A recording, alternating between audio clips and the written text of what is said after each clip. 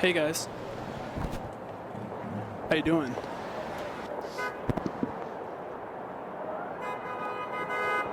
Nick, wanna go to Gucci?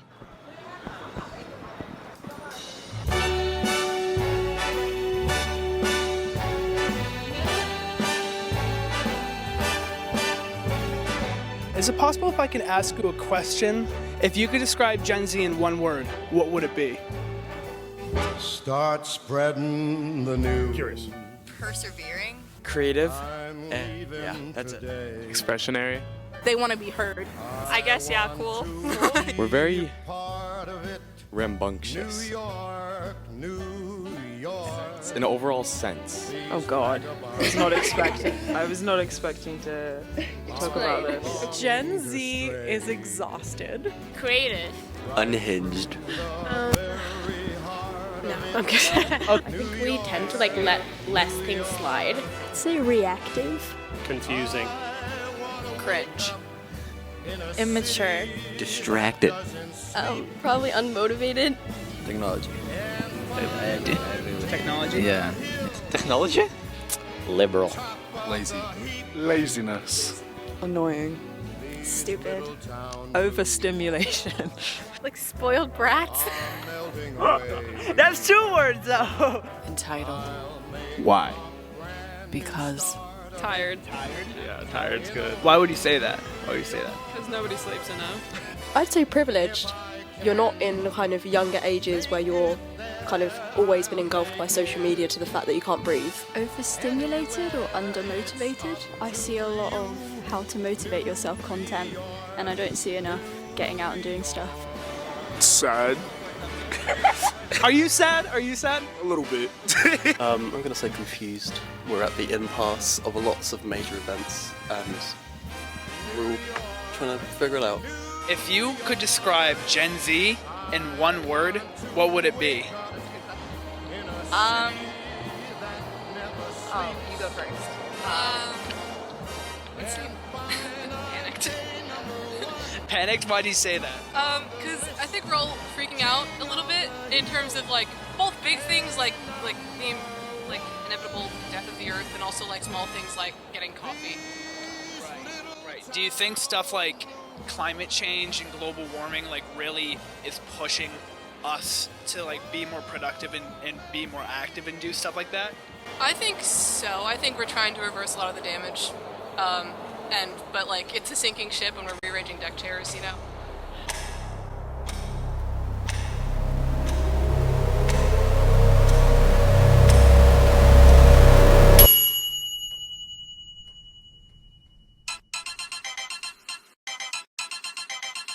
Ya no soy envidia, soy tu bizcochito, pero tengo todo lo que tiene delito. Que me pongan nena, soy que me derrito. El mal de ojo que me mando me lo quito. Ya no soy envidia, Throwing it in our face. Is that how you feel? Yes, especially when you see how they're all dressed and they look. I mean, when I went to school, teachers, they all look like librarians, and now they look like drug addicts and carnies, and it's just... Today's lesson, civil disobedience. Here in Manchester and up and down the country, thousands of students from reception to year 13 skipped school to call for action on climate change. Today, we make a change! You all come to us young people for hope. How dare you? Hate Gen Z. They are just so glued to their devices, so torn away from the world around them. Every single free moment you have is a moment you could be looking at your phone and they could be gathering information to target ads at you. I can guarantee you, either you or someone you know, Jules. You know what I mean? 19 children died. That's on your head. 6 minutes and 20 seconds with an AR-15, and my friend Carmen would never complain to me about piano practice. If it were about science, it would be led by scientists rather than by politicians and a mentally ill Swedish child who is being exploited by her parents. People are suffering. People are dying. Entire ecosystems are collapsing. No one's been deported. ICE hasn't made any arrests.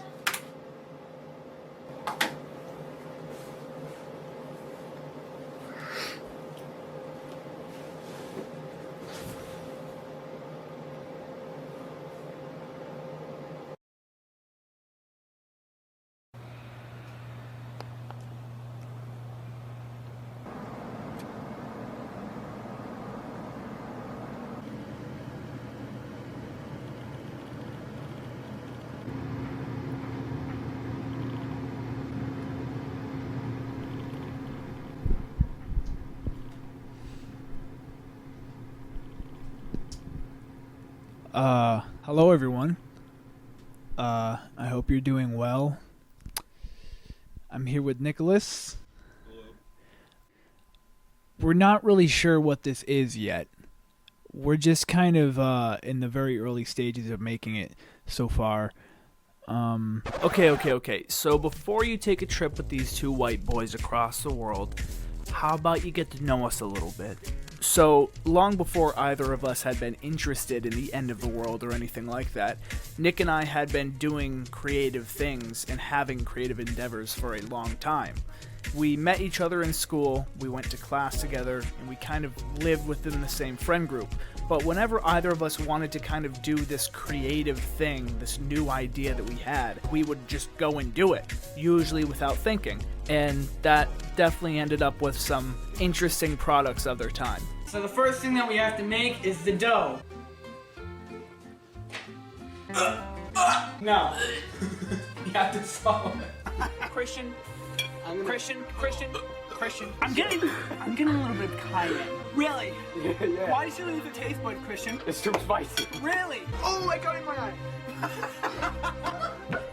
But after that, as we got older, Nick and I kind of found our places within the creative endeavor, where I would be the person in front of the camera, and Nick would usually be the person behind the camera doing all the magic. We needed to find if we had enough money, to find if we had enough people, and pretty much that's the same way that it worked out with this thing. Jackson let me know about this a few weeks ago, maybe over a month now. I'm just excited, and I hope he's excited as much as I am. All in all, I think it's simple to say that Nick is my best friend.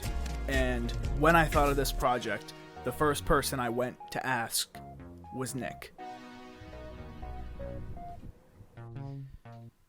It's kind of just been a thing where, as I've gotten older, I've realized some things about the way that I live and the way that others live.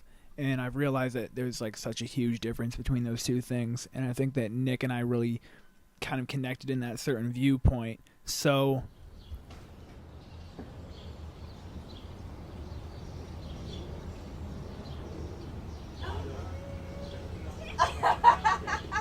Hi, Jackson, bring your head up. Bring that head up. Wait, up there it is. Up. Ready, happy face. Happy birthday, mommy. Happy birthday, mommy. Happy birthday to you.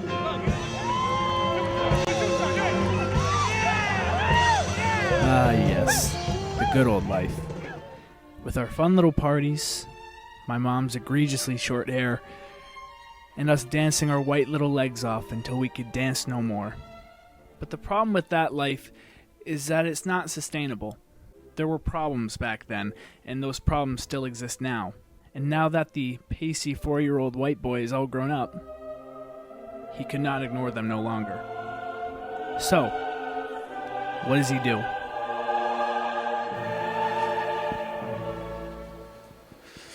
I figured I might as well tell you about myself. This is my room. If you happen to take a peek into what I was doing at any given point in time, then you probably find me playing my guitar, singing, hanging out with my boyfriend, editing, making this stupid thing.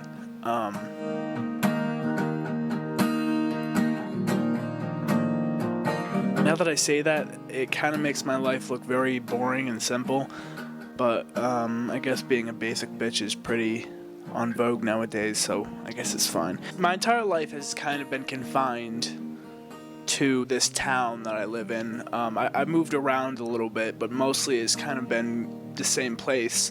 I've gone to school in the same place. I've spent most of my time getting to know people in the same town. Now I think that I definitely live in this privileged and not to be bothered community.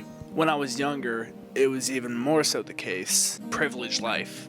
I'll just put it that way. I had an entire room dedicated to playing Minecraft. I had a pool. If I had lived or continued to live in that situation, I would have probably grown up to be a little pompous and very much not caring about the situations of others, because if I have it good, then I don't really have to care. Then I do have to realize that if that's the philosophy that I have, people living in Worcester 5 minutes down the road must also think the same of me. I guess I still am that little shit, but I might be less of one. This was just an idea that I made up. Like, wouldn't it be funny if I made a documentary about like young people, and it be kind of like with the knowledge that it would be really short-sighted and really like narrow-minded, but that would be the purpose of it, because we're two very narrow-minded kids just from the way that we have grown up. Like the fact that I'm just sitting in a nice house in a nice part of the country, in a nice part of the world, arguably. I know that I have had it generally pretty easy. Being the gayest guy in my entire town has probably not made matters simpler, but I kind of take what I can get. So, if we want to talk about me and Nick, then we got to talk about Sutton.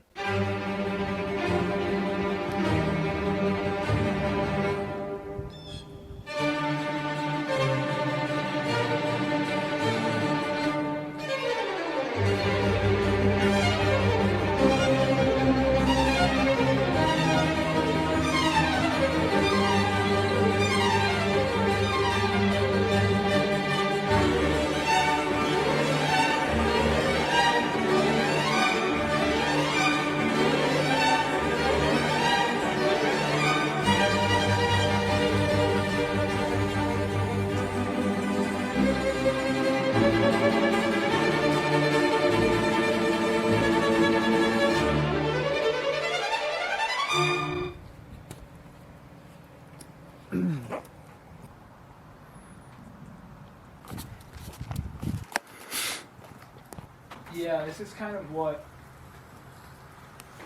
I envision when I think of my town. I think there's a walkway down here.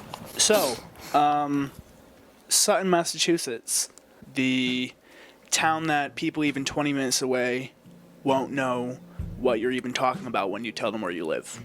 It kind of goes, if you're from Sutton and you're talking to someone from the Boston area, you say that you're from Worcester, which is a somewhat bigger town nearby. And if you're talking to somebody out of state, just say that you're from Boston, because you're not getting anywhere. The town that I live in was originally built on the land of the Hassanimisco Nipmuc Nation. I probably pronounced that very poorly, so I apologize. Who had resided on the land long before pilgrims first arrived in the town in 1621. Around the end of the 1600s, the white Puritans attempted to convert all the Nipmucs in Sutton to Christianity, making my town and its neighboring towns a praying residency for Christians. Not long after that, a great portion of the Nipmucs were given a choice to either fight in the ongoing King Philip's War that was happening at the time, or to lose all of their land, pretty much. And they had no choice in the matter if they said that they weren't going to fight in the war. They're like, you're going to lose your land. So when the natives complied, and over 7 large families from Sutton were sent off to war, their land was sold without their knowledge anyways. Not long ago, in the year 2000, some of the last untouched land belonging to the Nipmucs was excavated to find out whether or not a 300-year-old lady ate meat. And turns out they did. Cool. Steps like a door to a place. It looks like we just tried to cover up our tracks as farmers and as a cow town. It's building off of the foundation that was 300, 400 years ago when people settled here. And when they settled here, they were covering up the settlements of indigenous people on these lands. It's not building forward, it's destroying our past. Some could say that. In more recent history, my town has not amounted to much. In the late 80s, we almost got the King of Jordan killed in a helicopter crash. And the last time our town got onto national news, it was a bus full of my grade sliding down an icy road. Sorry, any bus driving staff that may be watching this.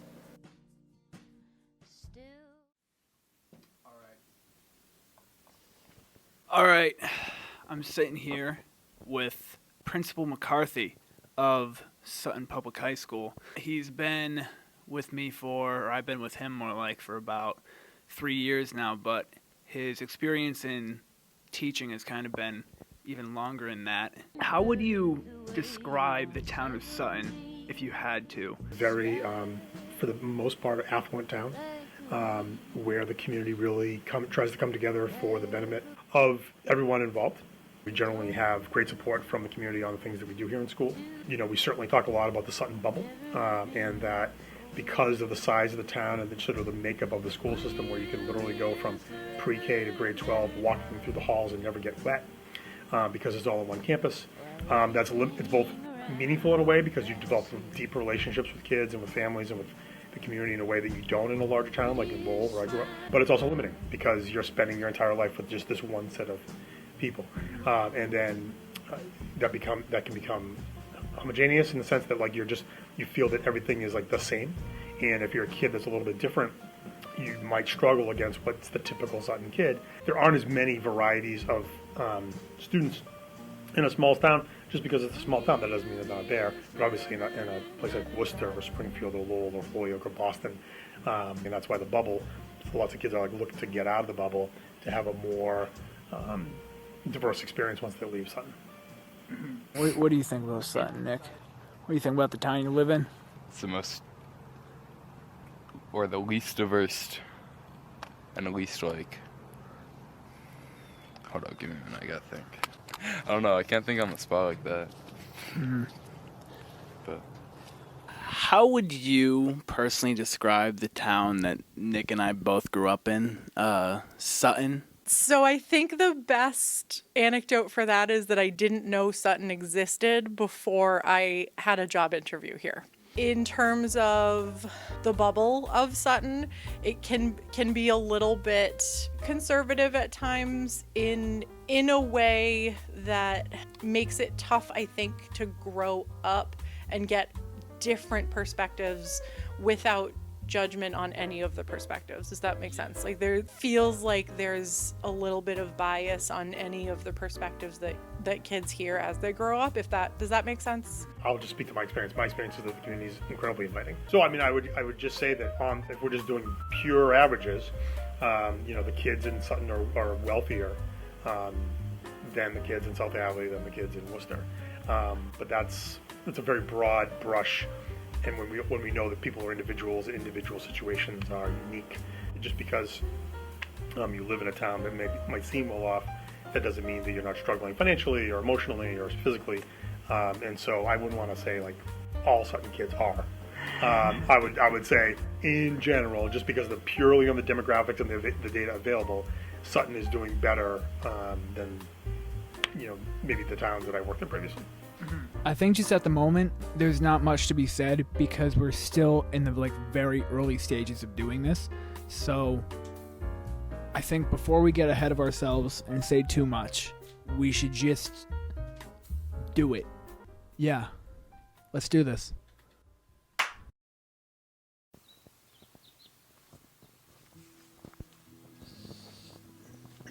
What up? I think that growing up in a town like Sutton is very representative of all of America as a whole, and probably just like Western civilizations of any kind. It's kind of this place where you can live in this suburbanized kind of place where there's identical houses, but then, you drive down the road 10 minutes and then you get to like a city space like Worcester, and then you kind of have people who live very different lives. It's interesting because in Sutton, I'm considered a little bit below what the average would be, meaning I have a single parent. She works a full job, full week. I'm right at what is considered the poverty line, so I apply for food stamps, but I have a nice house. I have a beautiful house. I have a bunch of nice things, so it's kind of like that standard is not the same everywhere, and I want to see how life can change for the better or for the worse quickly. So that's what I'm gonna do.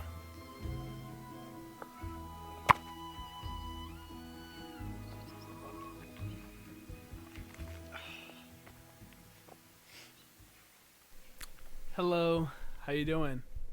I imagine you're absolutely sick of the Zoom thing and you never want to go on to it again, so I apologize for making you do that. So I contacted this teacher in Worcester by the name of Mr. Shulkin. He's an English teacher who works with kids at a school on Main South. Because I'm really trying to figure out how the environment kind of differs from my cow town that I live in Sutton versus the city-like scape where you have a lot more things going on and a lot more people and a lot more things. So what do you kind of notice about being a teacher in Worcester? I've done the bulk of my teaching has been at UPCS and then at South High. I did some summer work, this program in Scotland and England for like super rich kids. Mm-hmm. So the kids in Main South, I think for them, like, okay, for example, I have a student who's a very bright kid, really interested in politics, has always kind of been an A student until the last couple of years, and they still commit themselves to all the things that an A student would do and think that they can get the work done like an A student thinks they can, but they're dealing with poverty, they're dealing with a parent who's been injured, so they have to be a caretaker at home. And they also are living they're Salvadorian, and their parents are very religious, very Catholic, and this particular student is gay. It's not out, right? So when I see him, I can tell that he is absolutely weighed down by all these things, right? I feel like, there are plenty of ultra-conservative Christians in Sutton or Rutland or wherever, right? Or wherever Sterling, wherever you want them to be. Yeah. Where kids would have a hard time coming out. When you compound it with the stress about poverty and the stress about having single-parent households where suddenly the teenager is the caretaker, and all that just stacks and stacks and stacks. And then, of course, the pressure there is incredible, right? The kids themselves aren't wired differently than any kid in Sutton or Rutland or wherever. But I think that you're right, the layers up for a lot of our kids, the layers of not just, okay, maybe they're struggling with something internal, whether it's gender identity or expression or sexuality or feelings of inferiority or whatever. They've internalized, family fears about finances, or they are missing a parent or a loved one. That is the real difference for a lot of our students. It's that those socioeconomic factors for sure exacerbate these things. Mm-hmm. I learned a lot because, interestingly enough, it sounded like the attitude that the kids had in that environment are not too dissimilar from the attitudes that the kids have in my environment, more in touch with mental health and more in touch with the challenges that they face and that their friends face and that their family faces.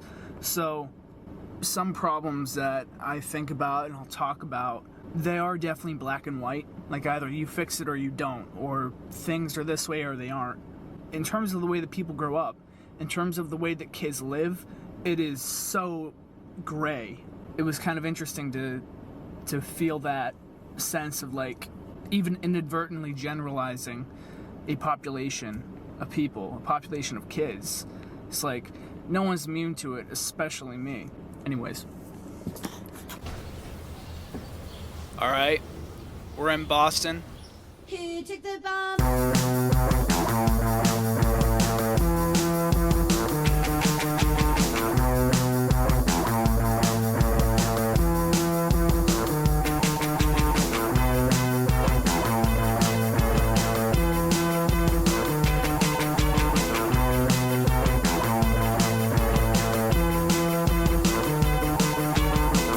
If you had to describe Gen Z in one word, what would it be?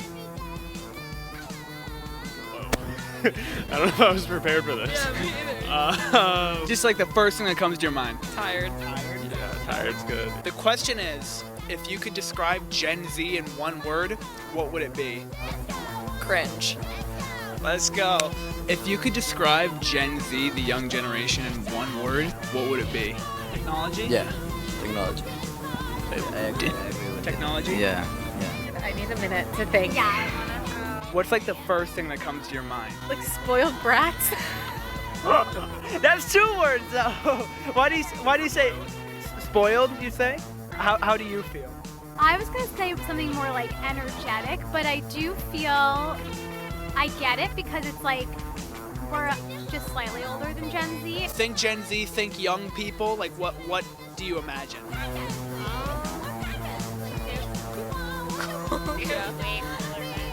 Yeah. I guess, yeah, cool. Right outside the State House, where all the decisions get made, I brought a friend with me.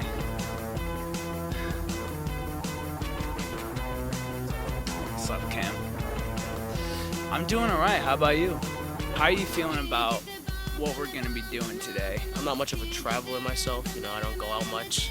Pretty excited, it's gonna be a new experience for me. Definitely looking forward to it.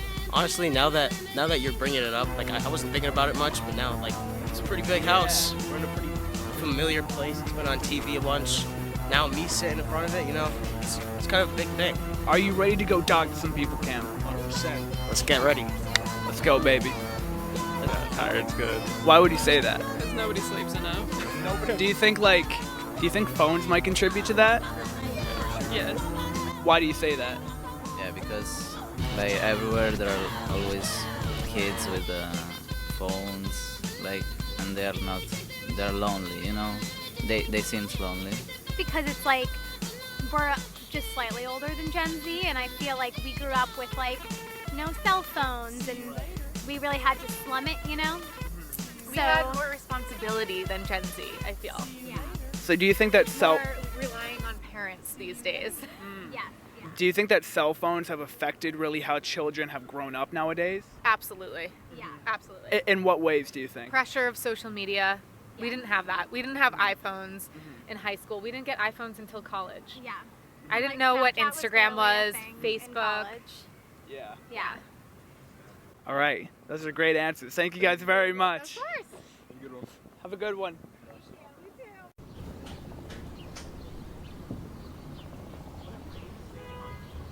A lot of the answers that I've been getting have been about technology and about how phones have changed the way that we've grown up. Do you agree with that? And how has your experience with social media kind of changed how you've been a kid? Do I agree with it? 100%. Especially since my dad, he talked to me a lot about how he grew up and everything, so I kind of got a little bit of perspective. Never really saw it, but I got a little bit of understanding. But we're definitely growing up more, I wouldn't say educated, but I would say we know a lot more because we can see it. So we're growing up in a different mindset, kind of pushing our maturity up to a certain extent. Hey guys, this is Jackson, and today I'm doing Tornado Survival again. So, what I do here, I have lots of fun playing Minecraft with friends and stuff. With Mitch Mindmaster and Crazy Cookie. Hey guys, this is Jackson. Today I'm doing a Minecraft video. Hey guys, this is Jackson. Today we are doing... Hey guys, this is Jackson. And today I have Trinidad Rig Scorpions.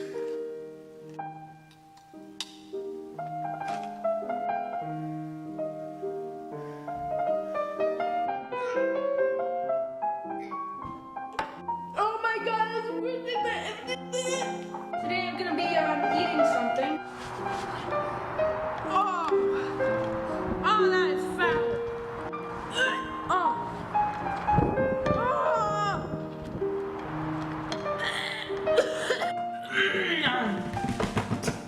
Yeah, it's hot. It's hot.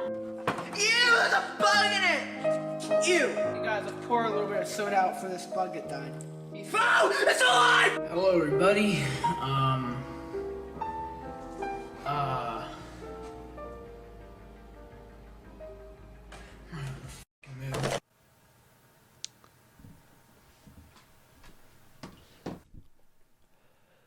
I grew up on the internet.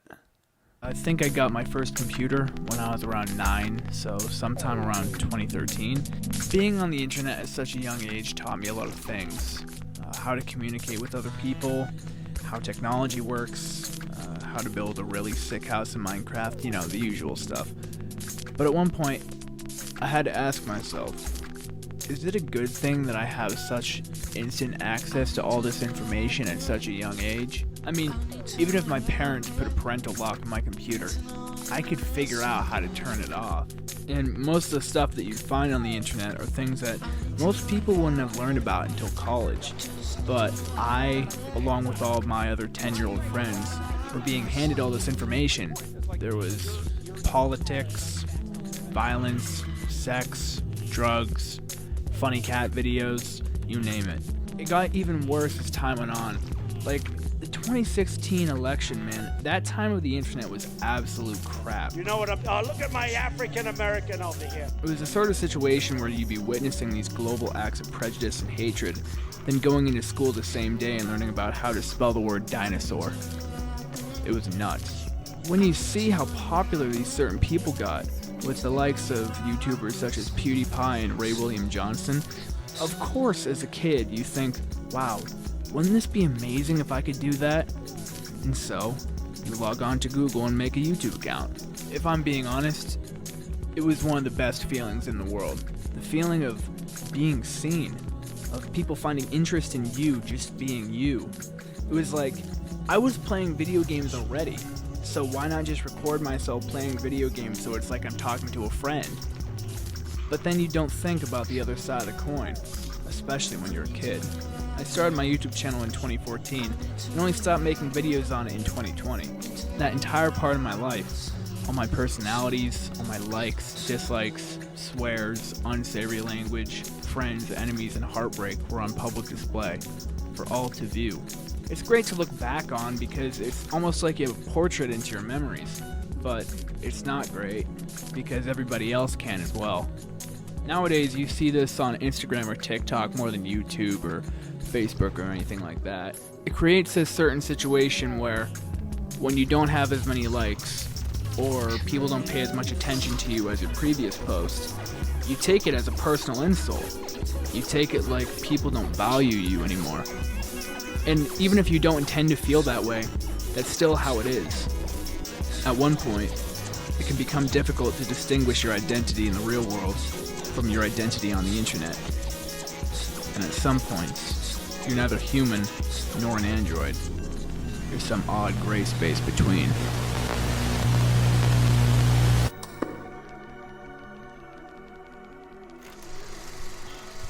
Well, the big question that still kind of remains is, are they necessarily wrong? Are they being a little bit too harsh on us as they didn't grow up with the same... Oh my god. I'm gonna kill this stupid computer. Are they being a little bit too harsh on us because they didn't grow up with the same technology and are secretly just a tiny bit jealous? Unfortunately, like almost everything else, the answer is not black and white. It actually is, red and green. I made that pie chart myself. Thank you. It is true that, unlike other generations, if we wish to learn something or research something, then we can do so right at our fingertips. And because of such a privilege, and because of the increased demand for information, the IQ rate of our society has been steadily growing more and more as new generations arise. Don't believe me? I didn't mean to break out the slideshow presentation, but this is something called the Flynn effect, where the fluid and crystallized intelligence of the average person slowly increased by 20 points throughout the last century. Guess what also slowly improved throughout the last century? Technology, surely. So, here's the answer. The logical conclusion is to observe how when the efficiency and widespreadness of technology to the population increases, so does the general intelligence of our species. Generation Z, much smarter than the baby boomers. Much smarter. And look at this. Generation Y, also known as the millennials, are slightly less intelligent than Generation Z. So that means that those Starbucks drinking, blue haired, sunglasses wearing, crusty 30-year-old hipsters were lying!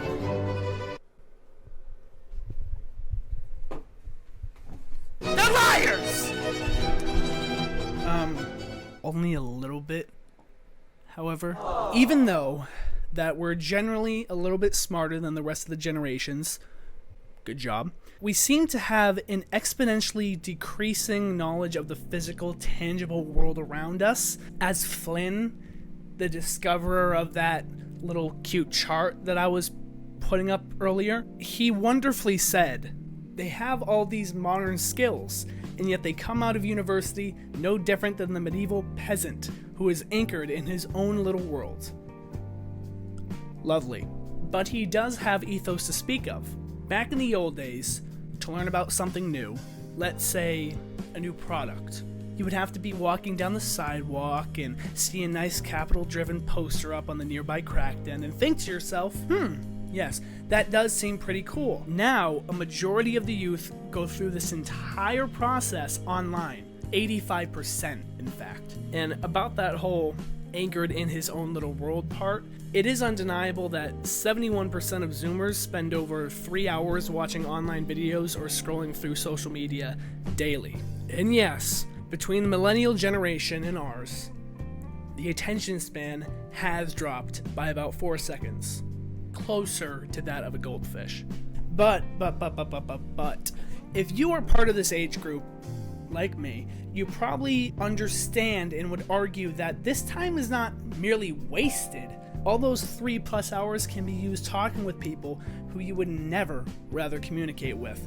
It could be used to learn about some interesting facts on TikTok that are so obscure you wouldn't find them otherwise, or even, let's say, injustices that you would be rather unaware of. Now, in my little time portal, excuse the feet, it was just about Thanksgiving, so let me use a concrete example of something that we can all relate to. The Thanksgiving dinner table, where all your family comes down to sit, and you have those wonderful conversations that you just love. You love having. No matter what side you're on, you just love having them. In this scenario, you're having a Thanksgiving feast, or if you're white, what we like to call a 3 p.m. dinner for some reason. Let's say that the conversation topic of race and or homosexuals and or abortion and or climate change comes up because that's a thing that's happening in the world and people like to talk about it. And you're sitting square in between your 50-some-odd old uncle and your blue-haired 16-year-old cousin who is typing away vigorously on their phone. Now, if the topic, let's say immigration, came up, right? Who would you likely perk your ears up to first? The one who likely gets all of their social, cultural, economic, and political jargon from a singular, likely echo-chambered source? I'm talking about the uncle. Or the one who gets nearly all information from a nearly inundating amount of sources, which continue to grow every day.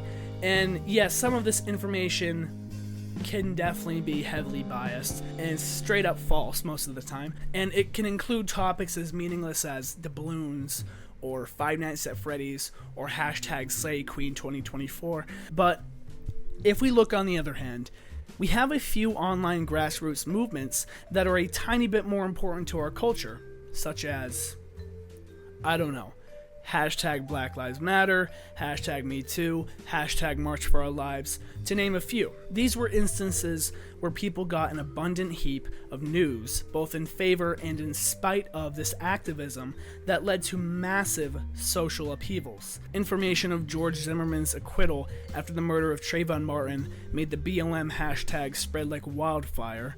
The numerous accusations of Harvey Weinstein gave space for struggling sexual assault survivors to come out and tell their story, and the frustration with the government's inaction to gun violence gave kids a way to protest and to have a voice. In some ways, if you don't see the gifts that social media and technology has given us, you come off kind of tone deaf.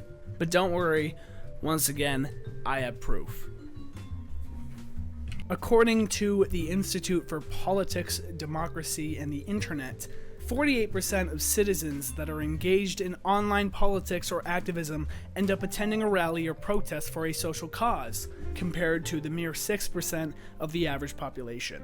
And that information was released in 2004. Yeah, when they still had that purple ketchup shit. I think it's best summarized by Sander Wege's words, who wrote an entire book about this stuff. Especially when a serious violation of human rights occurs, the internet is essential in reporting the atrocity to the outside world. It's facts, man. But I had some great friends, and I had some amazing times, I'm not gonna lie. The times that I spent sitting on my old raggedy chair in my old house are still with me today, and many of the people from those times are too. The most amazing thing about the internet is that it can link two people from different parts of the world who wouldn't have met each other otherwise. One of those people for me is my friend Rob. Everything I listen to today, from Kendrick Lamar to David Bowie, I found out about from him. He's the reason why I started playing music, and he's my best friend.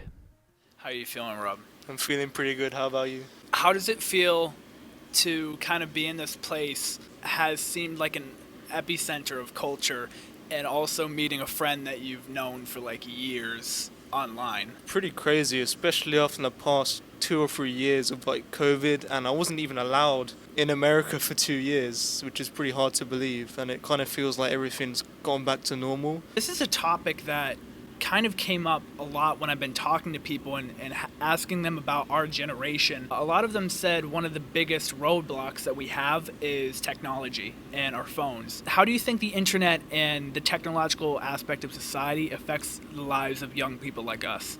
Well, I think it's very much a double-edged blade. I think this is obviously a really good instance of it. You know, the fact that I can talk to anyone across the world in an instant, have constant communication. I can meet people that I would have never met you. You know, the odds are so insurmountably small. But at the same time, I feel like there's definitely an over-reliance on it. There's definitely a bad side. I definitely think that people become incredibly detached from reality. I think the biggest change is that when I was a kid, if I didn't want to talk to you, I could just drive away or get on my bike and ride away. Now with the phones, kids have they're constantly interacting with folks, whether they like it or not. And kids can see whatever they want to see, but they're also hearing what everyone in the world is saying. Social media trends kind of right now, like some of them are fun and light, and it's a good way to keep in touch with people, and it has turned a little bit of a corner. I think sometimes with social media tackling really, really serious things, but in a really light way, because it's still social media. It's still a fraction of something. On Instagram, it's a still image or a reel with a caption. On TikTok, it's a small video that's incredibly edited down to what you want the message to be. There's a disingenuous tint on it that I don't think a lot of younger folks kind of see. Like my generation, we're jaded, we're also exhausted, which is what we've made you exhausted as well. Probably the worst is probably Instagram, Snapchat, Facebook, those types of things. And I feel like when you're behind a screen, you know, you can kind of say what you want, even if you don't really believe your own opinion.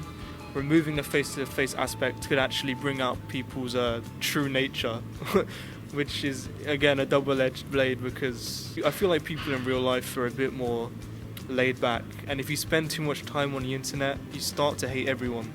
But in real life, everyone's so nice, so it's quite a difference. We've been talking a lot recently about cancel culture and what it actually means, and if and how to shift more towards like call-in culture instead of a canceling culture, because it sounds bad and it feels bad and we don't want to do it. Sometimes people horribly egregious things and need to be canceled as people, as their job, whatever it is. But most often, like, somebody's just done something kind of bad or kind of offensive, or they don't really know what it was, or they messed up and hurt somebody's feelings, and yeah, give people an opportunity to come back from that. Otherwise, you're never going to get them. If you just say, you did a bad thing one time and I am not going to let you explain it, we're not going to discuss it, I'm just going to cancel you, you are bad, shame on you, Jackson, for that one thing that you did one time.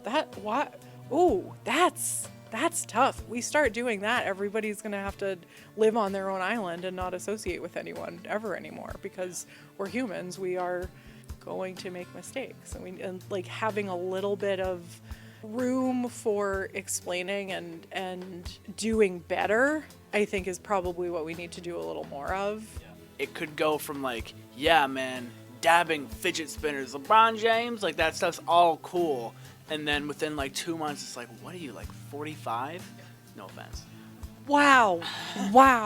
Do you think that some social media platforms are more of like addiction based than anything else? Oh, 100%. I think depending on the person, TikTok and Snapchat is the most addictive. Because TikTok, like, I can see how people, like kids my age, I don't got really the biggest attention span. Like, I'm not sitting down watching 45-minute episodes, especially anime, which we'll get to later, 20 minutes. Yeah, so TikTok, 45 seconds, that could be addicting, especially for somebody who wants to see, like, multiple different genres of types of videos all in one space. I think a lot of Gen Z is looking for so much connection and so much information and whatever it is that might be helpful, that it's not a gullibility or a naivety, it just kind of gets into your brain without you necessarily realizing that it's there. I think it's mostly the constant bombardment of like negative news. They call it doomerism, I think. And yeah, I would say I was kind of in that camp for a while, and I had to kind of distance myself from it, because we're living in probably the best times in human history for technology, for lifespan, for pretty much everything. And it kind of feels like the world is collapsing, faster than I think it really probably is.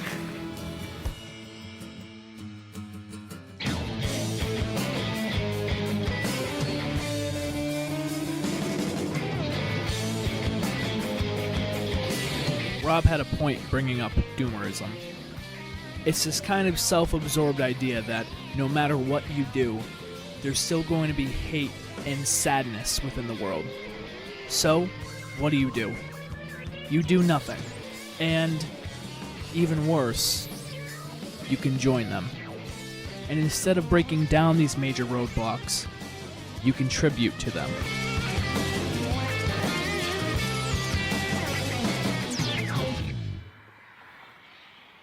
Major roadblocks, like this one right here. We're at the Supreme Court right now. They seem to have had this place blocked off, even though the Roe v. Wade bill was overturned, I would say over a month ago. There were crowds here, not even a few weeks ago, kind of storming here trying to make their voices heard about a topic and an issue that's, I think, very important for many, many years. And now there's even talk about them going after same-sex marriage, them going after transgender youth afterwards. The only kind of house in the entire three branches of government where you're not getting directly elected leaders. Right now, the street front is surprisingly empty. Some people apparently taking photos at some points, but we still have this area closed by order of the Supreme Court Marshal a month after the actual bill has been passed. And we've been here for a few days, I have not seen anyone out here, but... So, suffice to say, Nick and I felt like we weren't able to get too far in our tiny space in Massachusetts.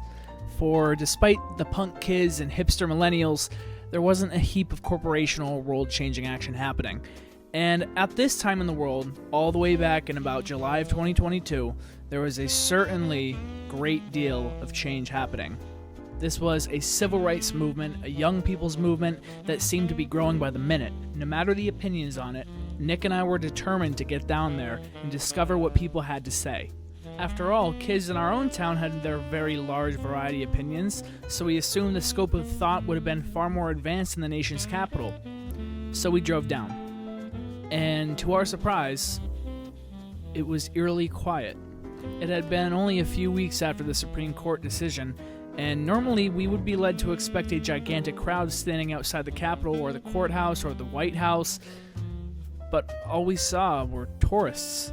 People coming here not to learn more and advocate for or against current issues, but to simply bring their family on an affordable vacation. It almost felt like the change had been stunted, like people had given up. The empty streets outside of the court felt like a form of acceptance, as a way of saying, well, I've done all I can. The rest of you can figure it out from here.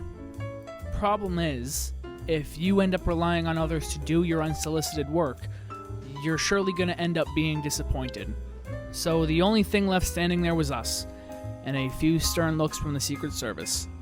And last time I checked, neither Nick nor myself could get pregnant, so whatever our own opinions were, they didn't matter as much.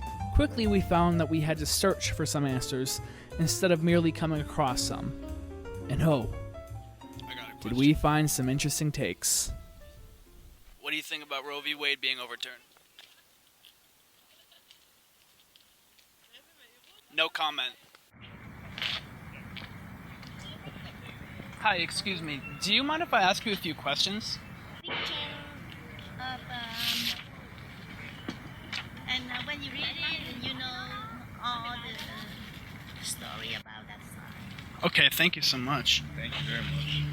They want to destroy the Ten Commandments. They want to destroy the history of America. Let you don't know where you from. Tempted you by cocaine, by immoral sexual, homosexual. Oh, that's sin. The sin of death. Death in the Holy Bible.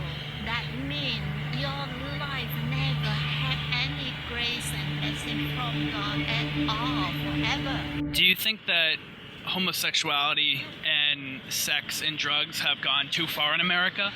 The trap of evil want to destroy American people. America have by the people living in America. They destroy you. They destroy American generation and generation by cocaine, by immoral sexual, by homosexual. Your Father in heaven teach you never touch it, because if you touch that sin, you fall down to the hell. Now you have to have the leader, like the first, your first president, George Washington. He living in the Holy Bible. You see that holy, holy that means heaven, holy in heaven, Holy Bible. You living in Holy Bible. You become holy, and then he become holy man, living for long, long time. He become be with God, and he become godly man. Your commander, your leader, holy, and lead you become holy. You become holy people. You become holy people. What are you worried about for the future of young people in America? They don't know about the Holy Bible. It's a very dangerous, because this country, nation under God. Nation under God. Oh, the American under God. But the young, you don't know you are the one God choose. You forget God. You forsake God. You deny God. You accept any religion. That means you betray God. Is having the expectation of a American nowadays being Christian and following the Holy Bible impeding our right to freedom of religion and of our beliefs? When you read the Holy Bible, you believe that the word of the Lord. Remember, Jesus teach you, you live like the children. You're simple hearted, you're very honest. You never liar. Liar, you become murderer. You never steal, you still become killer. Because the Holy Bible say that the word of the Lord say all things happen. You know why? Because when you steal, you want to destroy the evidence. You kill the evidence. You kill the people. when you kill evident people, you destroy it. Because humanity belongs to God. In the nation, in the whole world, you kill them, you are Satan, demon, devil. You young people, and maybe you let the same young people to you more understand than me. Different age, sometimes they are very difficult to have connection. So I'm very proud about you want to know about God. I'm very, very proud about you want to save yourself and save people you love. You have to understand how to understand. You have to pray. You want to get in heaven. Not easy. If easy, get in heaven. It's not heaven. That in the hell. They have give you cocaine. They have give you immoral sexual. They have give you all you eat, you want. The Holy Bible from God. You want to touch with God? Not easy. You have to pray. Amen. Thank you very much. And God bless on you. God bless you. I appreciate you very much. We've gotten kicked out because we can't be here right now. Just a little bit over a year ago, this place underwent something that doesn't really happen much, where there was an actual response to a change that was happening that not a lot of people liked. All of us here today do not want to see our election victory stolen by emboldened radical left Democrats. And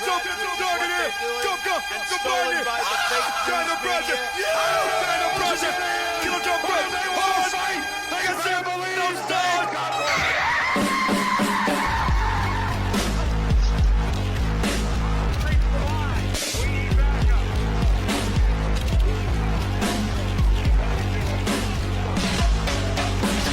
Come, pardon here. But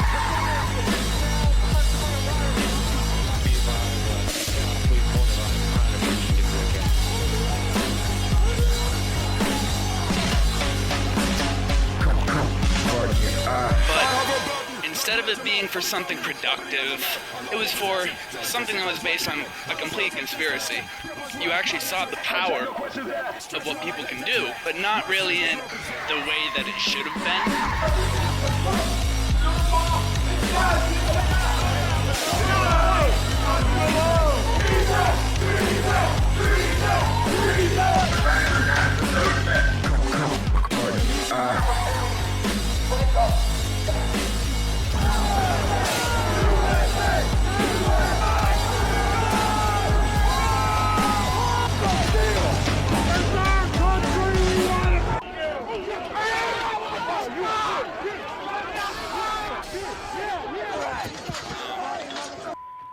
And I think only in a time like this, where there's so many things that need to be done, it would be for something like election fraud, the QAnon conspiracies, or anything like that, would action actually be taken on that, instead of something that's worthwhile.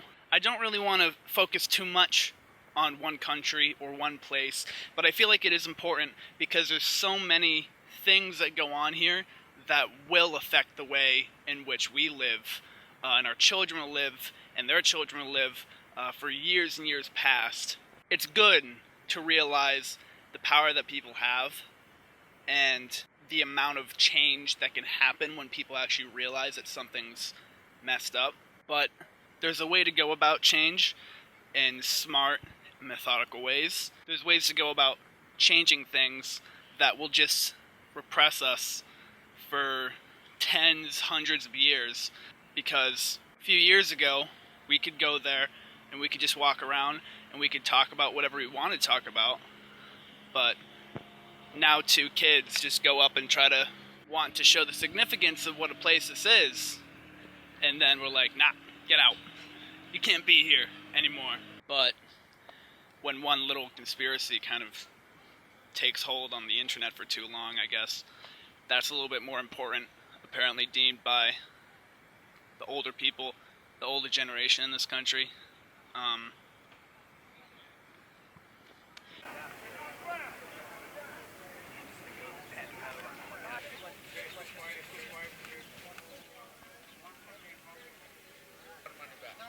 It's funny. I remember going to the White House on my school field trip 3 years ago, and I remember looking back and I remember seeing you here. So you've been doing this for a long time, and you've been having like the same message. I guess, how do you feel about the fact that you've been saying these things for years and years and years, and not much has really changed in terms of how the government has responded to it? But that's not true. The Clinton administration, from the many conversations that we had together, and they disarmed 10,287 nuclear warheads. This is an anti-nuclear peace vigil. Barack, not only did we have communications, he would send out Malia. And we had a lot of communications both on the Standing Rock, the pipeline, and also another 938 nuclear warheads disarmed. So the myth story out there is that nothing changes. But the truth story is what they won't put into the history books. I started nuclear protests at Saturn Free nuclear power facility when I was a 15-year-old boy. It was the first nuclear power facility that was decommissioned. So I encourage teenagers, even younger than voting age, to use the First Amendment, because the First Amendment doesn't have a low age limit. It doesn't say must be of voting age to use your First Amendment rights. Supreme Court Justice of the United States of America inaugurates them. Do you vow to defend the Constitution and the people of the United States of America from all enemies, foreign and domestic? They get into Congress, get in the White House, they start serving the Eisenhower Executive Building. You know what happens to that promise? It's friggin' flushed down the toilet. Damn Supreme Court! Get it straight! Don't be buffoons against the Constitution. You mentioned young people and the way in which we kind of have been given this sort of idea that we're the ones who have to save the world, we're the ones who have to take the action. Do you think that that's all true, or do you think that there is action that needs to be done here, and then we can kind of go in and fight stuff like climate change and reproductive rights and so on? I was the young person calling out that we were using aerosol cans, that we were depleting the ozone layer, that more UV rays were coming in, that the Earth was heating up. I was doing that when I was a teenager, a young teenager. I don't like relaxativists. I don't like copy and paste-ivists if that's all they're gonna do.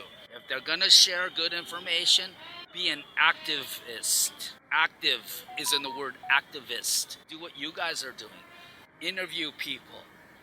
Spread the word. How that's being more, because you're on the highways and the byways. You guys will get interviews where you can get them. And that way, you guys are being more activists than the claimed activists that once in a while I see something on Facebook or Twitter and I know that it's a copy and paste of Howard Zinn or Noam Chomsky or Mark Rudd. I'll highlight the paragraph that they thought they were astounding with and treating like it was their own new material.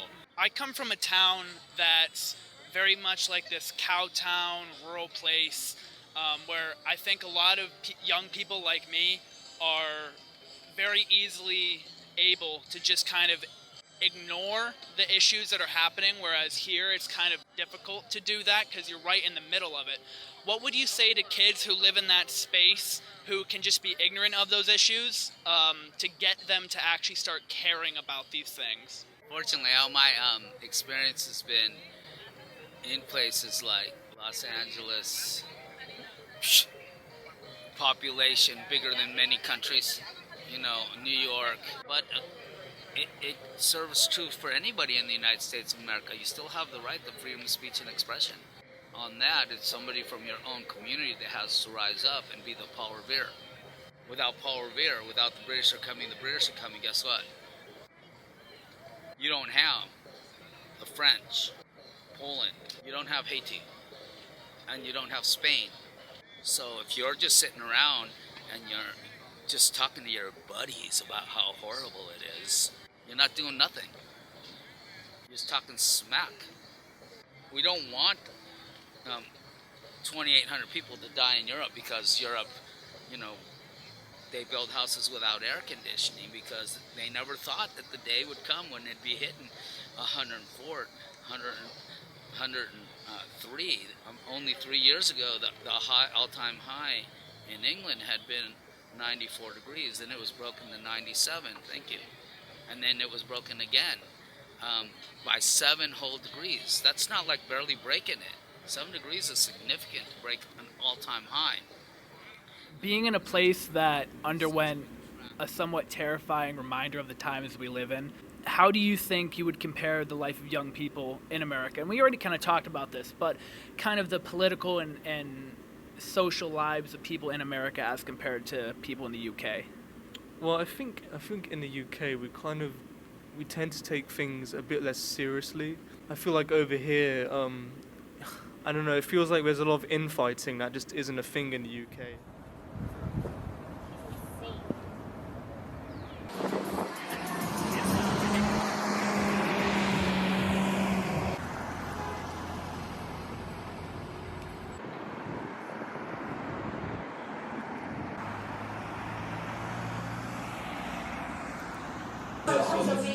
We get all the solid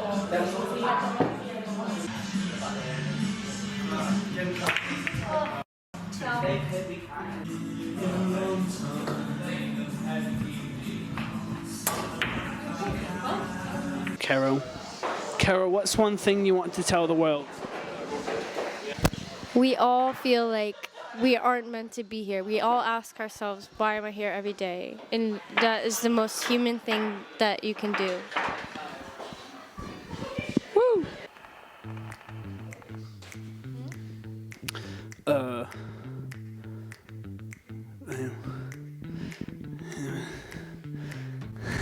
Hi. What's your name again? What is it? Caroline or Carol, whatever you prefer to call me. And where are we right now? We're at my uni in England, Royal Holloway. Important topic. I just got some snacks. All right. Can you rate them for me in terms of like 10? Curly Whirly. Have you ever tried Curly Whirly? 7? Caramel chocolate vibe. Caramely chocolate. So you would give it a 7, yeah.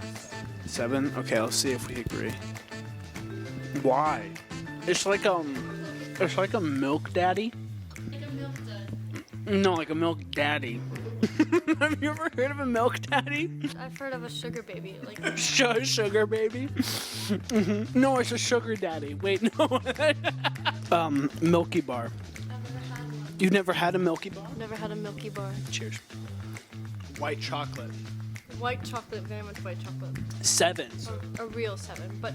If you saw this like in a store, like this compared to the Curly Whirly, would you take the Curly Whirly or would you take the Milky Dud or milk whatever?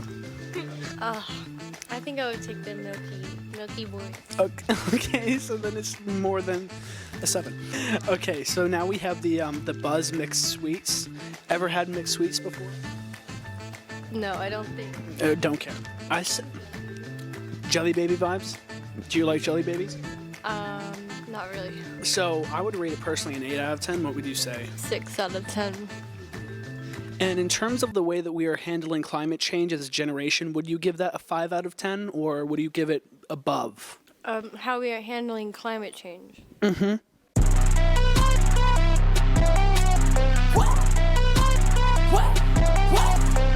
Push up. Push up. Push up. Feel. Push up. Push. Push. Slap. Push. Right right tower with the Draco P. D-R-A-C-O. Yeah. Right right tower with the Draco P. D-R-A-C-O. Yeah. D-R-A-C-O. D-R-A-C-O. D-R-A-C-O. D-R-A-C-O. Given the science and the things that academics are saying about what oil is causing around the world, and in this country too, this is the level of action that needs to be taken when our government is failing on their energy policies and their climate. One voice is strong, but 1,000 is stronger. You all come to us young people for hope. How dare you? We are in the beginning of a mass extinction, and all you can talk about is money and fairy tales of eternal economic growth.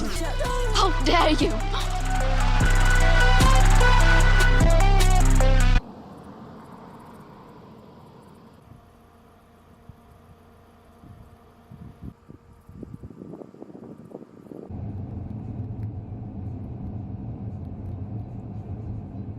Hi. I kind of want to talk about climate change. It seems to be increasingly becoming more and more part of the conversation, especially with people our age, because I think that we realize that if we ignore it and if we don't let anything kind of take shape or take form in the conversation around it, then we might just be shit out of luck. So, let's just look at the facts. Climate change is laden with a lot of large words and talk on a global scale, and that's where I think we lose people. So, if we want to form any efficiency in talking about this gigantic topic, we might as well focus on what's going to happen to us locally because of climate change. There's a website I came across not long ago called Weather 2050, which pretty much gives you a detailed, factual look at what the climate will look like in any city you input within the next 30 years or so. Put in, say, New York City, and you'll be able to see the nearly 5-degree change in summer and winter highs the city will experience within the next 30 years. In 30 years, go even more up north, and you'll find winter low averages being raised up by 7 degrees in Minnesota. Putting it into a more local perspective, if I input Worcester, I'll find that our little city will increase by another measly 5 degrees by 2050. The summer weather then in Massachusetts will be comparable to that of the summer weather of Philadelphia. We can even see the precipitation rates, which are going to be incredibly affected by temperature rise. An entire inch more of precipitation in March could be the difference between a dusting and a foot of snow at your door and a rainy day and a flash flood. And the only way to prevent this, or rather cut the 5-degree warming to only a 2.7 degree warming, is to drop emissions drastically within the next 12 years, halving our current levels by the year 2030. That's in 7 years, guys.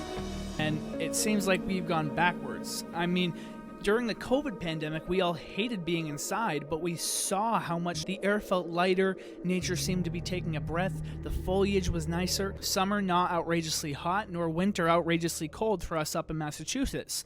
We know that it works. We've seen proof of it right in front of our eyes. So why can't we do it again in those 7 short years?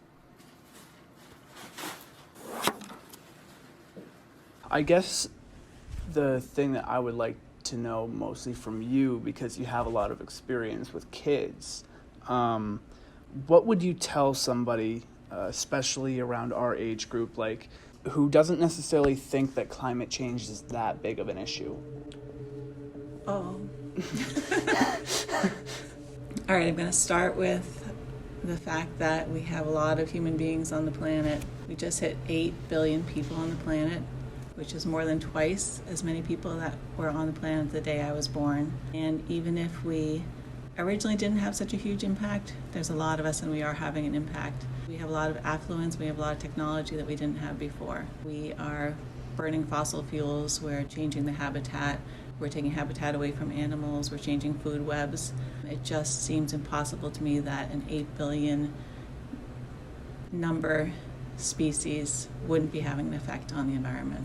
Would you say that the onus of changing or combating climate change is only on our generation or on every generation as well?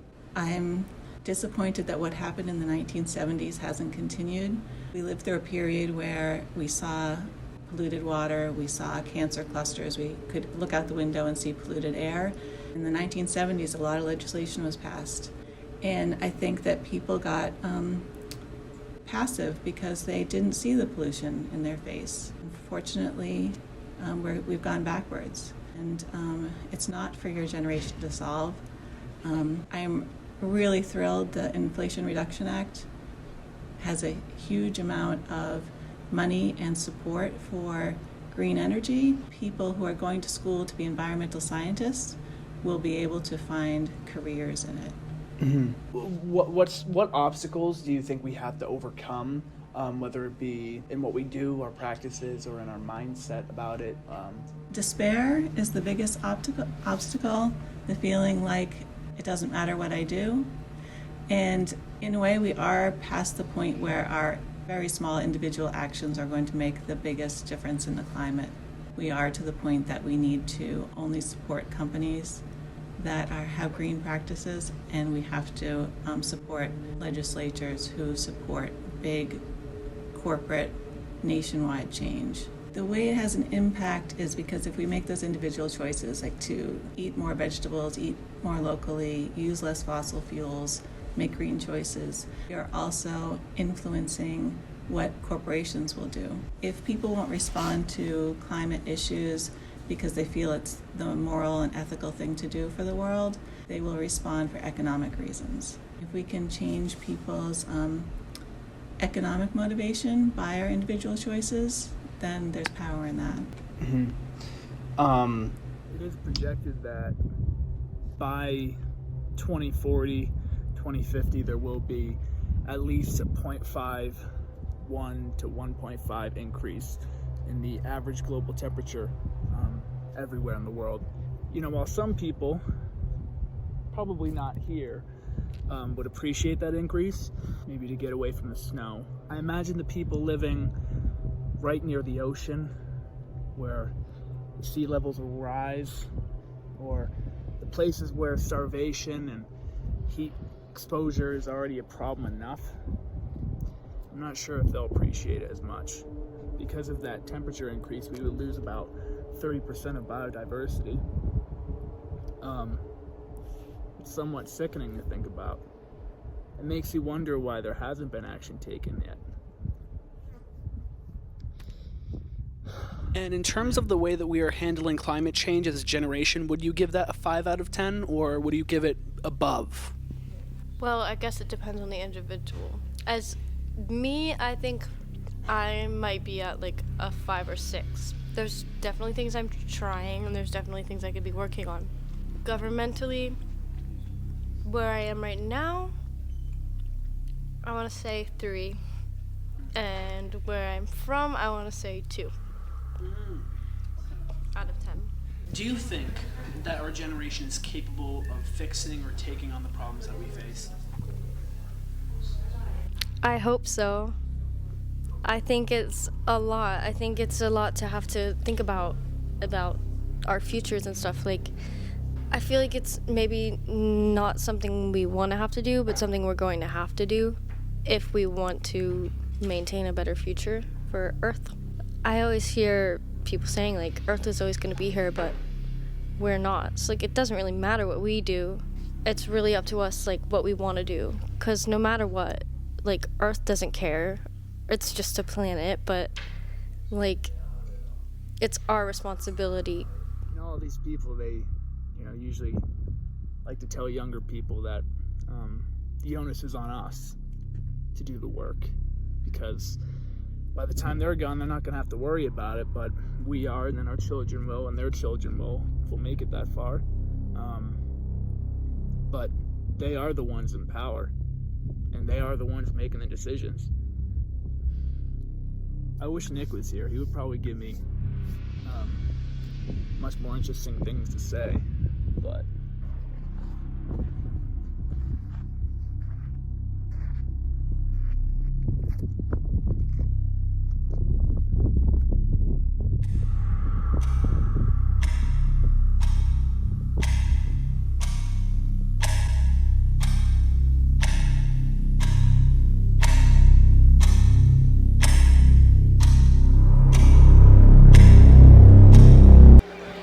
Nick, I need to film them.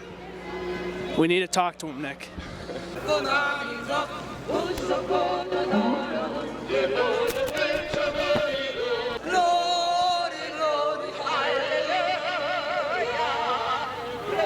It feels like there's a lot of infighting that just isn't a thing in the UK. It feels like groups are almost being set up against each other, whereas in the UK, stuff like abortion in the UK, it's just not talked about. It's not an issue. It was settled years ago. It feels like in America there's this religious fundamentalism that's, it's so entrenched in your society compared to ours. That's kind of bringing up old dirt, like Roe versus Wade and stuff like that. I mean, it's unthinkable to an English person. So I think young people are facing a kind of perilous moment where I feel like the old kind of religious fundamentalists are kind of trying to cling on to that power in any way they can. Yeah. Yeah. Christmas is on.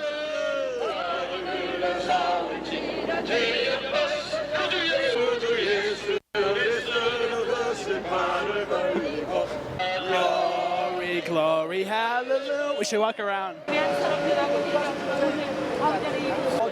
read Dante's I don't know. Yeah. Yeah. Are you guys like with the cause or? Totally doing what you're doing, like where it's like so. Yeah, I'm just. We're not recording. I'm just asking. Yeah, I just want to ask like a question. When you guys see this, what do you think? Like, what are you Christian? No, Are you? I'm completely atheist since I was 5 years old, and this man right here is very devoted to God. If you guys are nice, but if you're gonna be here and you're telling me I'm gonna go to hell, you're a bad person, then it's like nobody can judge you. It's like, okay, come on now. Like, we're still just people, regardless. Sorry, can you say that again? Did God create blood-sucking mosquitoes? No. Who did? Your self-righteousness brought in sin and a curse on the earth, and it perverted all things. It's a perversion. I think that the people who are talking against what they're trying to say, their hearts are in the right place. Obviously, when someone's telling you like you cannot repent, but you're also a sinner, like he just told me, it's not like the best feeling in the world. So I get that. I completely get that kind of reaction, and I probably, if I wasn't recording this, I might have the same reaction. It's just like there is nothing getting done. They've been at it for like a good 20 minutes. It's just like two brick walls that are not combating. So you have hope for the future? I do have hope for the future. I do. I absolutely am not. I'm not depressed about it. I think that it's going to work out. I lately feel a lot more hope. You can't take on the entire weight of the world and try to solve every issue. You have to choose one thing that you know that you can do and trust the other human beings that are around you to also pick their one thing. And together, we can make a difference. The other thing is to vote for people who support your causes.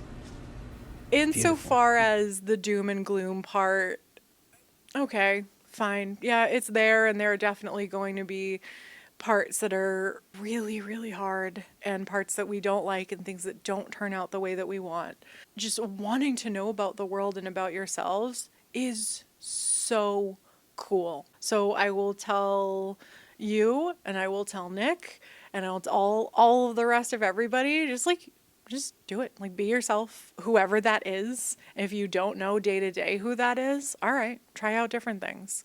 And if you run into a roadblock, which you will, that's okay.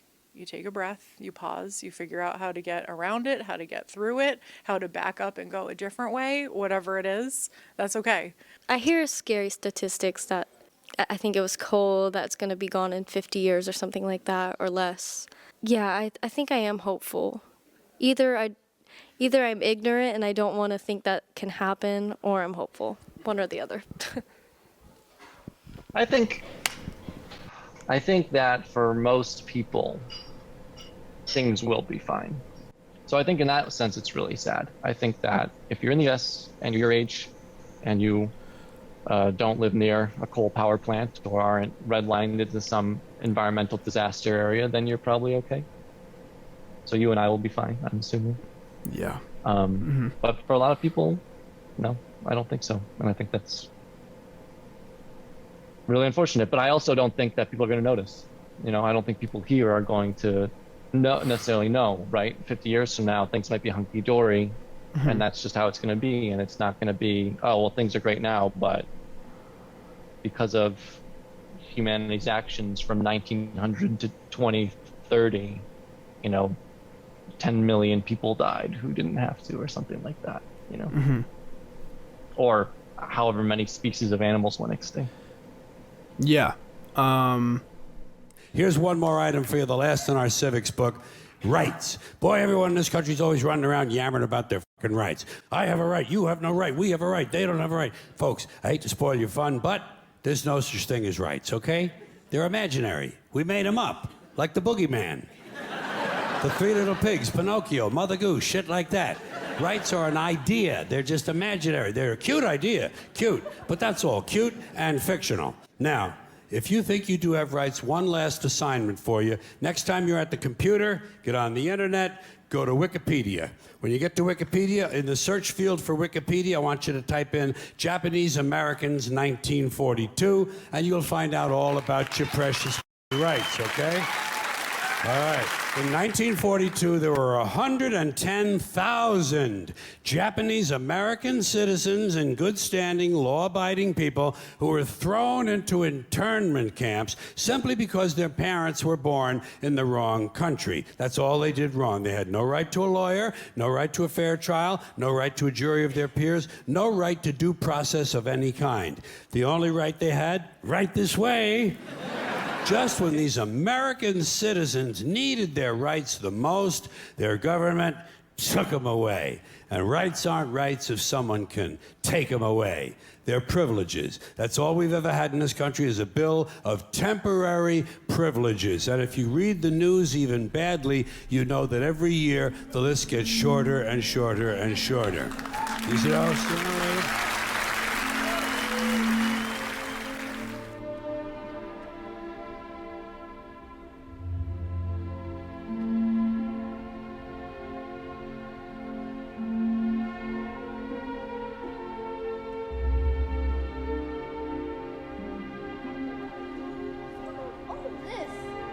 What do you expect me to do?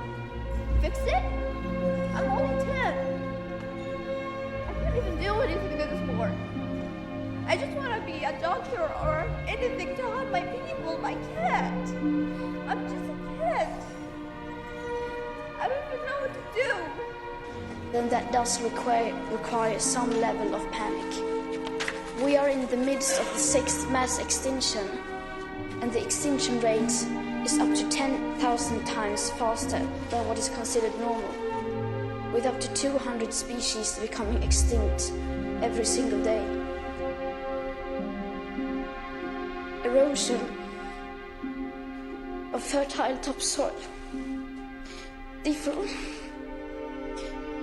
deforestation of our great forests, toxic air pollution, loss of insects and wildlife, the acidification of our oceans. These are all disastrous trends being accelerated by a way of life that we, here in our financially fortunate part of the world, see as our right to simply carry on.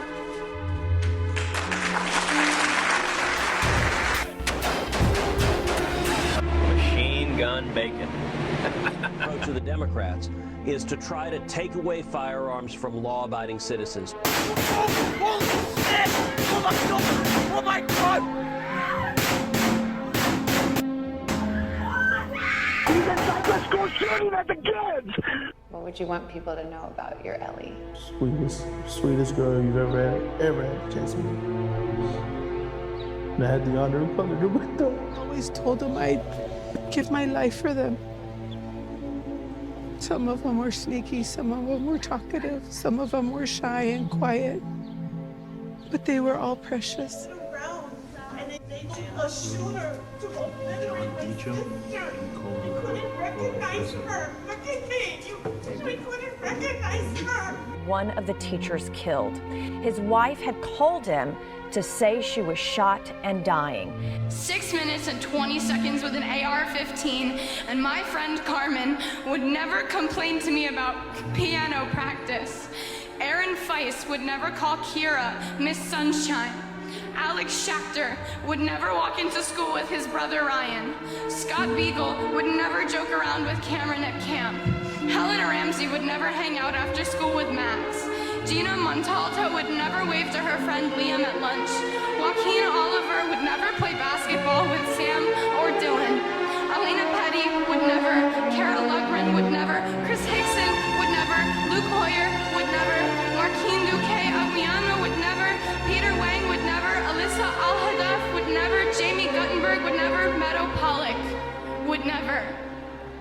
life matters, and that is why this issue is so important.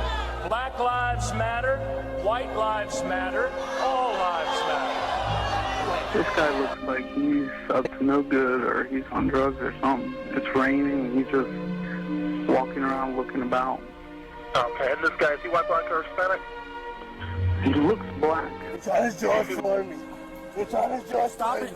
Stop it, I'm gonna tase you. Please. Please. I'm gonna tase him. I'm gonna tase him. They're trying to kill me. They're trying to kill me. I want everybody to know that this is what those officers took. They get to go home and be with their families. Shiana does not have a father. Everything's inevitable. This is how people are actually feeling. Yeah, how I feel about it? This is the way about it going? No. But is everyone perfect? No. He argued that it was effectively impossible to commit genocide against transgender people because, in his words, transgender people is not a real ontological category. America is just now coming to grips with what unfolded here in the early morning hours here in Orlando. A massacre at a gay nightclub right here behind me. You can see the sign. It's black and white just over where my son is. No one can tell me where my son is. If he's been shot, if he's dead, if no one knows. Largest mass shooting in American history. Do you think stuff like climate change and global warming really is pushing us to be more productive and be more active and do stuff like that? I think so. I think we're trying to reverse a lot of the damage. But it's a sinking ship and we're rearranging deck chairs, you know? Right, I love that. I love that line. What do you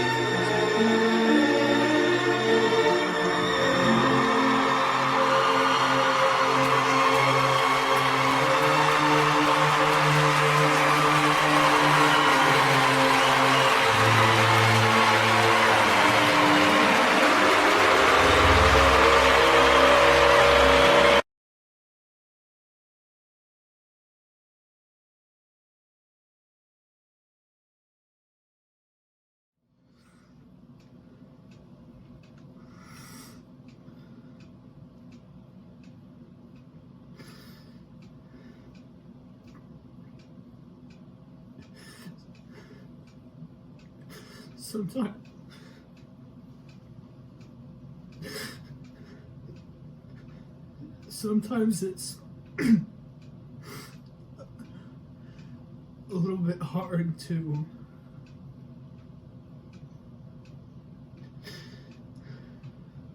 see all of this. Just kind of sit with it.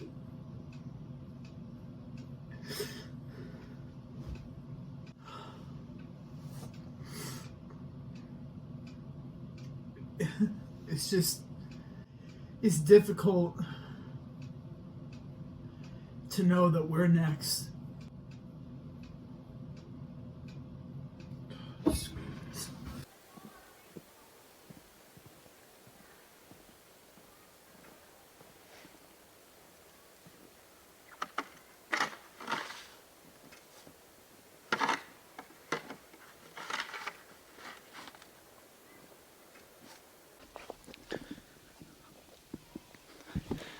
That's cold. This is the end of the movie. When I filmed here, not long after I started, I hoped that I was going to see a lot and that I was going to learn a lot, but it was also I also had kind of a worry that I guess it's just going to be, oh, this white kid just went to some places around Massachusetts, then put a bow on it, made it look kind of woke, and then called it a documentary. But I think I've learned a lot more than I thought that I would. This is the first snowfall in this calendar year, and it's the end of January. And before this, it was 50 degrees. The changes are already happening. We don't have any time to just think about it anymore. I don't have time to ask questions. I just have time to act. I had the assumption that because of our age or because of our small voices, we wouldn't be able to harness much change. But then, talking to my friend outside the White House, who had been sitting there for 40 years, sure, 40 years is a really long time for any change to get done. I acknowledge that. But he was the main influence for legislature that was passed being against the production of nuclear bombs. And he just did that with his own voice. Just one man singularly saying, nope, I'm not going to leave. You can't get the police to get me out of here. I'm going to stay here. We can't just sit on TikTok and watch videos of 3-year-olds dying because they don't have enough food and just feel kind of sad, but then go and buy your burger at McDonald's or something for $2. You need to actually do something. I need to do something about it, you know? It kind of felt really counterproductive and shitty when I was talking about climate change and talking to, like, my environmental teacher when I drove to school in a car, in a non-electric powered car, and I would fly to places like London.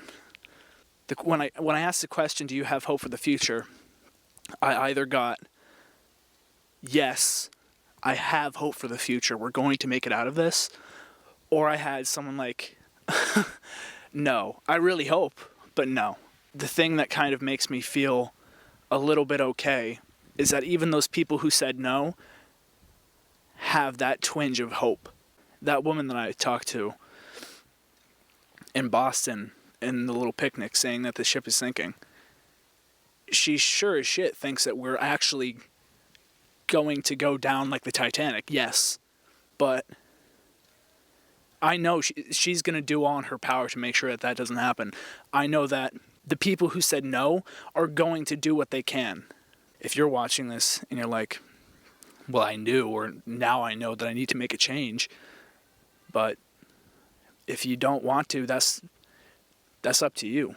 But from what Nick and I have seen, and from what I've seen, and from the people that I've talked to, I know for a fact that if you're not ready for the change, then you're going to get left behind in the dust. And some people have the attitude of, don't let the door hit you on the ass on your way out. If you're wondering for my answer to my own question, I would say that we're romanticized. From when we grew up, we've kind of been living in this post 9/11 world that's shown us this idea that you have enemies. You have people out in the Middle East who will kill you and kill your family if you even say where you're from. Me, as a gay person, I have assumed that there are enemies around me all the time. People that would kill me if I said who I was, or at least beat the shit out of me. Nick, I imagine, being part Portuguese, probably there's some people who would say a racist slur at him. As the older generations got lazier, they told us that we are the ones who are going to change the world. They do what every single parent does to their kid and hope that they're going to be better than they were and make better choices than they did. But the problem with that is they're not going to unless you show them what to do, unless you make an example. And I don't think an example's been made, or at least when it has, we've been told that it's wrong, or we've been told that it's going against what God thinks or what our government thinks. It really taught me a lot going up to an evangelical and telling him that I'm a homosexual and thinking that I was going to get berated. And he said, well, you're still sinning, but you're no shit. He said, you're a good looking guy, and as long as you can live a happy life, you do you. I think the romanticizing of our generation has been passed down from this group of older people, this group of people who are so divided and have differences, but they don't celebrate them. They just hate each other for it. It's just them telling us, you need to love where we have hated. and you need to succeed where we have failed. Because they do have hope. Because they wouldn't be telling us this shit if they did not have hope. I think there are people capable of love, especially through the people that I've talked to. If you go up to a New Yorker and you ask them a question, you expect to be punched in the face. I got a bunch of people who were willing to talk to me, not just say one word, but have a full-on conversation with me. And they were all young people, and that completely exceeded my expectations. So I know it's kind of cringe, and it's kind of not super cute to be like, yeah, we should all love each other, and that's the only way that we're going to get out of this. But that is the only conclusion that I can come to after all of this. And if you're watching this and you think that this message is kind of flipped on its head, and you think that I just talked to only people from one side and didn't get the full spectrum, maybe I did. You know, I said from the get-go that this is a movie made by this privileged 18-year-old white kid, you know. But if you came out of this and if you're offended by it, that's good for you, man. Just in 20 years, don't be offended if your kid calls you and they have a family of their own, you know, beautiful wife, beautiful children, I'm sure, and their basement's flooded. And if you're in the East Coast, huge snowstorm has knocked down everything. If you're in the West Coast, there's a huge wildfire. And everything's turning to shit. And you can't do anything. And the kid calls you and said, why didn't you do something when you had the time to, when you had the chance to? Why didn't you do something? And when you can't muster an answer, you can't make an excuse anymore, then you can't come crawling back to this. And I cannot tell you happily enough, I told you so. All right, Micah. How you doing? Doing pretty good, yeah. How old are you? 9 and a couple quarters. And a couple quarters. Okay. How's your day been? A little rough. How do you feel on days like these where you get things are a little rough? I feel fine. Shake it off. Feel me? Shake it off. Yeah. Do you think that we should all love each other a little bit more? Yes. Yes. Yes. I really think that. Especially siblings. What about your sister? Yeah. Sister very much. Do you love your sister? No. Do you love Micah? Yeah, I do. He's my brother. Of course I do. I know he does, deep down inside. Yeah. If there's one thing you could say to the world, what would it be? Don't doubt turtles' speed. Turtles are very fast. Feel me? I love the animals. I love them. Like, I have a snake. I love reptiles and animals and amphibians. You're already saying amazing things, doing amazing things. Where do you see yourself in 30 years? I see my pockets overloading. Where do you see the world in 30 years? Oh, in the trash. Definitely. What do you mean? Oh, no. Just, I don't even know how to explain. Just like thrown in the trash. Do you hope that the world is not going to be in the trash? Yeah, but it's going to be. It could change if people change. Do you have hope for the future? Yes. I'm just going to be straight up with you. You are one of the coolest young people that I know. You're one of the coolest people that I know. All of my friends, all the people that I know just go like, Mike is such a cool kid. What are you looking forward to for the future? I don't know. Just live. I just live. I don't know. I see hope for you, Micah. Can you give me a hug? Yeah, sure.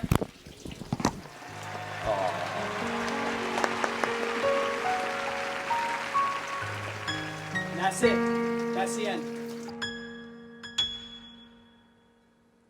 There's an old friend that I once heard say something that touched my heart, and it begins this way.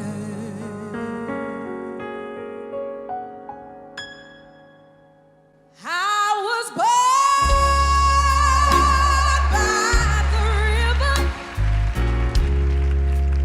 in a little tent, and just like that river, I've been running ever since. It's been a long, long, long, a long time coming, but I know change gon' come. Oh, yes, it will.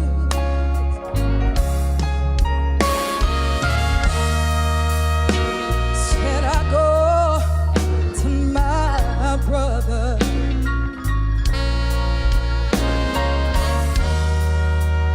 and I say, brother, brother, help me, please.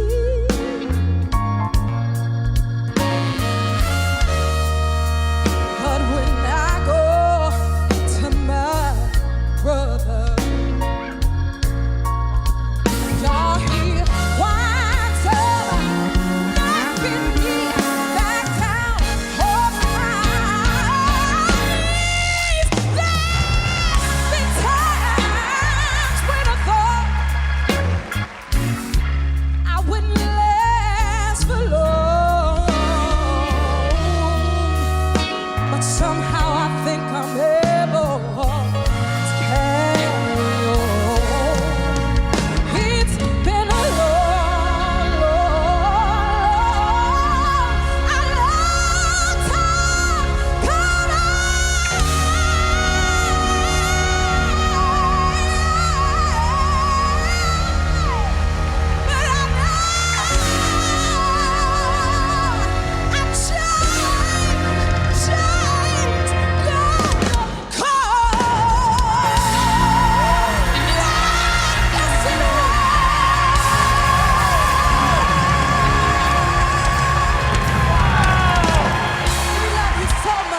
Washington, you are so amazing. God bless you.